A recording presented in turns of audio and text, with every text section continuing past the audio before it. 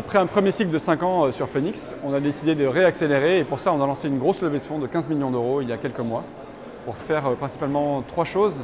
Embarquer les consommateurs dans la démarche anti-gaspi à travers le lancement d'une application mobile grand public qui permet aux particuliers de venir acheter à prix cassé les invendus dans les magasins alimentaires. Le deuxième pilier de la diversification, c'est qu'on veut s'étendre au-delà de la grande distribution, donc aller chercher les flux et les volumes d'invendus chez les industries agroalimentaires, dans les marques de l'agroalimentaire aussi, et à terme dans la restauration collective, les cantines, les lycées, les hôpitaux. Le troisième pilier de cette levée de fonds, c'est de financer l'extension à l'international, en commençant par les pays frontaliers, donc l'Espagne, la Suisse, la Belgique et puis le Portugal.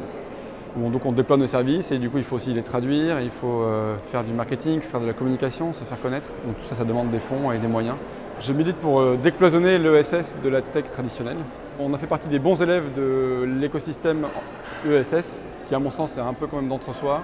Et du coup moi je milite pour que les équipes regardent aussi un peu du côté de la tech traditionnelle, sans pourtant qu'on perde notre âme, hein, mais qu'on s'inspire autant de nos copains de chez Simplon, Microdon, Lemon Tree, enfin les usual suspects traditionnels, dont on a finalement assez vite fait le tour en termes de partage d'expérience et de partage de bonnes pratiques et de conseils réciproques. Et donc on regarde aussi les Doctolib, des Blablacar, des boîtes plus traditionnelles avec un peu moins d'âme ou peut-être un peu moins de mission, mais dont on a à apprendre pas mal de choses en termes de croissance, de méthodos et d'outils.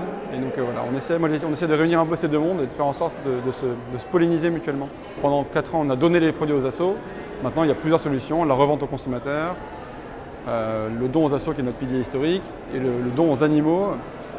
La mission n'est pas moins noble, elle est plus vaste, elle est passée d'une mission purement sociétale vers une mission environnementale. Et la boîte est plus forte comme ça. Et voilà, évidemment, la mission évolue, ça ne veut pas dire qu'on perd notre âme, c'est juste qu'on gagne en ambition et on gagne en solution.